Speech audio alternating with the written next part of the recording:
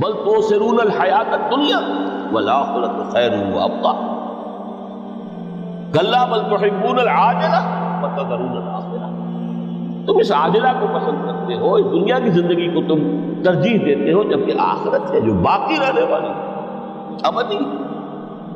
اگر تو یہ معلوم ہو، جیسا کہ سورہ عنکبوت کی آیت کے حوالے سے میں نے آپ کو آیت سنائی کہ وما هذه الحیات الدنیا الا لہو ولعب وان الدار الاخرۃ لہی الحیوان لو کانوا یعلمون، اصل زندگی جو ہے وہ آخرت کی زندگی ہے، کاش کہ انہیں معلوم ہو۔ ایک حقیقت تو یہ معلوم ہو اور مستحضر ہو کہ اصل زندگی آخرت کی زندگی ہے، اور دوسری حقیقت یہ کہ یہ دنیا کی زندگی ایک امتحانی وقفہ ہے۔ قلزم ہستی سے تو ابراہ مانند حباب، اس نیا خانے میں تیرا امتحان ہے۔ یہ مستحضر رہے تو اس کا نتیجہ کیا نکلے گا؟ انسان دنیا پرست نہیں بنے گا۔ متاع ہے دنیا، برتنے کی چیز ہے۔ وما هذه الحیات الدنیا الا متاع، برتنے کی چیز ہے، برتو اس۔ اب میں یہاں آپ کو کچھ حدیثیں بھی سنا دینا چاہتا ہوں۔ ایک حدیث میں حضور نے عجیب نقشہ کھینچا ہے، مالی ولی دنیا، لوگوں مجھے تمہاری دنیا سے کیا سروکار؟ انما مثلی کراکب استظل تحت شجرۃ ثم راح فترکها، میری مثال تو اس سوار کسی ہے جو تھوڑی دیر کے لیے کسی درخت کے سائے میں سستانے کے لیے رک جاتا ہے۔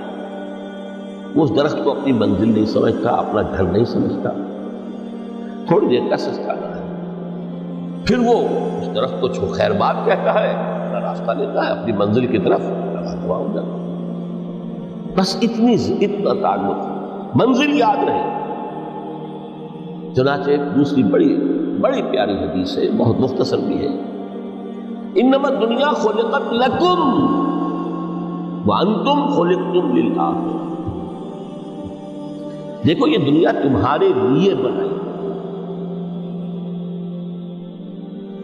خلق لکم ما فی السماوات والارض، قرآن مجید میں، اس لیے میں نے کہا تھا خلافت ہمیں دینی تھی تو سب کچھ ہمارے لیے بنایا گیا،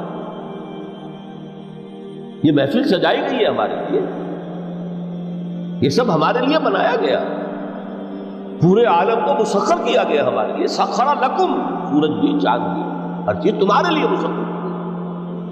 انما الدنیا خلقت لکم وانتم خلقتم للآخرہ، لیکن تمہاری تخلیق ہوئی ہے، تمہیں بنایا گیا ہے، تمہیں پیدا کیا آخرت کے لیے۔ یہ منزل یاد ہے، میرا ٹھکانہ وہ ہے، میرا گھر وہ ہے، میری منزل وہ ہے، یہ راہ گزر ہے، یہ سفر ہے، یہ ایک وقفہ ہے، امتحانی وقفہ ہے۔ خلق الموت والحیات لیبلوکم ایکم احسن عملا۔ لیکن اب تیسری حدیث سنیے، اور یہ ہے وہ کہ جو اس دنیا کو جو میں نے شروع میں کہا تھا بڑی ٹھوس حقیقت ہے، یہ اللہ کی تخلیق ہے، سنجیدہ تخلیق ہے، ہم نے کوئی کھیل کود کے لیے تو نہیں بنایا ہے، ربنا ما خلقت ھذا باطلا۔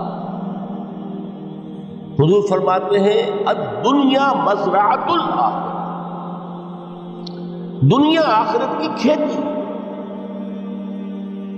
یہاں بوؤ گے تو وہاں کاٹو گے، یہاں بوؤ گے نہیں تو کاٹو گے کیا خاک۔ اس اعتبار سے غور کیجئے، یہ دنیا اور حیات دنیاوی کا ایک ایک لمحہ ایک بڑی عظیم حقیقت کے ساتھ، ہماری حیات دنیاوی کا ایک ایک لمحہ ابدی ہے پوٹینشلی، کیوں کہ اس میں جو کچھ ہم کما رہے ہیں اس کے نتائج ابدی زندگی پر پھیلے ہوئے ملے گا۔ تو گویا کہ یہ جو ہے یہ گھڑی محشر کی ہے، دور سے محشر میں ہے، بیشتر غافل عمل کوئی اگر دفتر میں ہے، یہاں کا ایک ایک لمحہ تمہارے لیے بہت قیمتی ہے، یہاں بو محنت کرو، کاشت کرو تاکہ وہاں کاٹ سکو۔ الدنیا مزرعۃ الآخرہ۔ اب دیکھیے یہ جو انداز ہے قرآن کا، وما الحیات الدنیا الا متاع الغرور، جو ہماری گفتگو کا عنوان ہے، اس کے دو نتیجے نکلتے ہیں عمل۔ ایک نتیجہ جو صحیح ہے، جو قرآن نکالنا چاہتا ہے، جس کی طرف اسلام رہنمائی کرتا ہے، ایک ہے بالکل منفی نتیجہ جس کی اسلام نفی کرتا ہے۔ وہ منفی نتیجہ کیا ہے؟ دنیا دھوکے کی ٹٹی ہے، چھوڑو گھر گرہستی کو، دفع کرو، رب سے لو لگانی ہے۔ یہ شادی کر کے اور گھر گرہستی کا کھکیڑ بول لینا، کہاں ایک پیٹ کا پالنا، کہاں 10 پیٹ لگ جائے پیچھے، اسی میں آدمی جو ہے گم ہو کر رہ جاتا ہے۔ لہذا گھر گرہستی کو چھوڑو، تجرد کی زندگی گزارو۔ پھر یہ تمدن ہر جگہ شر ہے، برائی ہے، دھوکہ ہے، فریب ہے، جھوٹ ہے، دفع ہو جاؤ۔ جاؤ کہیں پہاڑوں کی چوٹیوں پر، کہیں غاروں میں، گفاؤں میں، کہیں جنگلوں میں بھونی روا۔ یہ ہے اس کا ایک منطقی نتیجہ جو نکلا ہے دنیا، اور تقریباً تمام مذاہب عالم میں نکلا۔ رحمانیت جس کی جس شد و بد کے ساتھ نفی کی ہے محمد رسول اللہ صلی اللہ علیہ وسلم، لا رحمانیت فی الاسلام، اسلام میں کوئی رحمانیت نہیں، نفی ہے، مکمل نفی، لا رحمانیت۔ فرمایا کہ النکاح من سنتی، یہ میری سنت ہے، میرا طریقہ ہے، گھر گرہستی کی زندگی اختیار کرنا یہ میری سنت ہے۔ 3 صحابہ پر کچھ اسی طرح کا غلبہ ہو گیا۔ صحابہ میں ہر طرح کے لوگ تھے، ان میں وہ لوگ بھی تھے کہ جو بڑے ریشنلسٹ تھے، عقل کے حوالے سے بات سمجھنے والے۔ حضرت عمر کو ہم کہہ سکتے ہیں کہ سر خیل تھے رضی اللہ تعالیٰ۔ تو درویش بدشلوق بھی تھے، کچھ پر یہ تقویٰ کا اور درویشی کا بہت زیادہ غلبہ ہو گیا تھا، مغلوب الحال ہم انہیں کہہ سکتے ہیں۔ حضرت عبداللہ ابن عمرو بن العاص رضی اللہ تعالیٰ عنہما، ایک عجیب سائملٹینیس کنٹراسٹ ہے باپ اور بیٹے میں۔ عمرو بن العاص بہت بڑے سیاستدان، مدبر، عرب نے چوٹی کے جو 3 سیاستدان پیدا کیے ان میں سے ایک عمرو بن العاص ہے، واریر، کانکرر، سیاستدان۔ لیکن عبداللہ ابن عمرو بن العاص بالکل درویش، روزانہ روزہ ساری رات کھڑے، نہ بیوی سے کوئی سروکار، نہ کسی سے کوئی۔ حضور کو اطلاع ملی، بلا لیا، جواب طلبی ہو گئی، یا عبداللہ اولا مخبر انک تصوم الدہر وتقوم اللیل، اے عبداللہ مجھے یہ خبر دی گئی ہے تم ساری رات کھڑے رہے، روزانہ روزہ رکھتے، کیا کہتے ہیں؟ جی حضور ایسا تو ہے، لا تفعل، مت کرو ہرگز، فإن لنفسك عليك حقا وإن لزوجك عليك حقا وإن لزورك عليك حقا۔ دیکھو تم پر تمہارے اس جسم کا اور نفس کا بھی حق، اسے آرام بھی دو، اس کی ضروریات بھی پوری کرو، اس کی دیکھ بھال بھی کرو، یہ بھی تمہارے پاس امانت ہے۔ پھر تم پر تمہاری بیوی کا حق ہے۔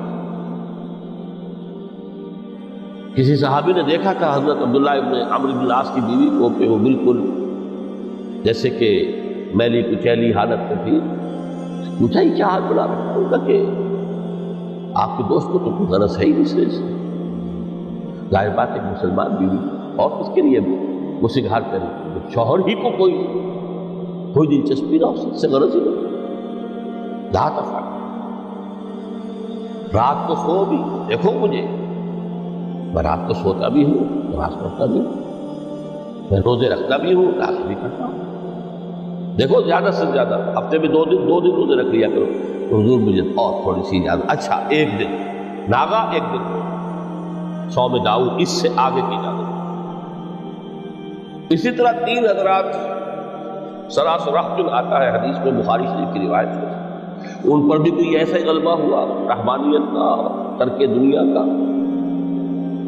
انہوں نے آ کے ازواج مطہرات سے معلوم کیا آپ کتنی رات نماز پڑھتے ہیں، کتنا دو سوتے ہیں، مہینے میں کتنے آپ روزے رکھتے ہیں نفلی۔ انہوں نے کوئی وہاں تو کھلی کتاب تھی سیرت محمد صلی اللہ علیہ وسلم، جو کچھ تھی حقیقت بیان کر، اب دیکھیے ایک عجیب ذہنیت، انہوں نے دیکھا کہ یہ تو کم ہے، ان کے اندازے کے اعتبار سے تو بہت کم ہے، لیکن یہ کہ اپنے آپ کو ذرا تسلی، حضور کی تو کوئی ضرورت نہیں ہے، آپ تو معصوم ہیں، آپ میں سے کوئی گناہ نہیں ہوا، کوئی خطا نہیں ہوئی، آپ کے لیے تو یہ اتنی عبادت ہماری تو کافی نہیں ہے، ہم تو گناہ گار ہیں۔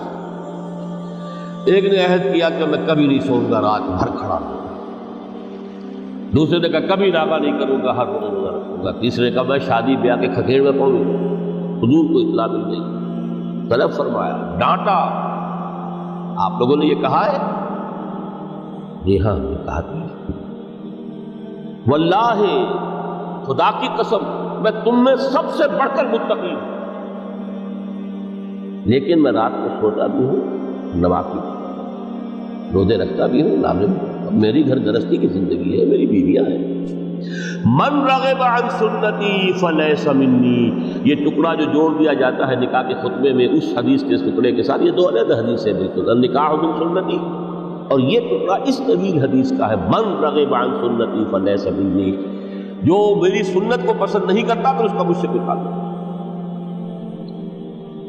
یہ تو میں نے احادیث کے حوالے سے آپ کو جو منفی طرز عمل، گریز، دنیا سے تعلق منقطع کرنا، پسپائی، گریز، فرار، اور اس کا نتیجہ کیا نکلتا ہے کہ دنیا پھر شریروں کے لیے رہ گئی، کھیلیں کودیں عیش کریں۔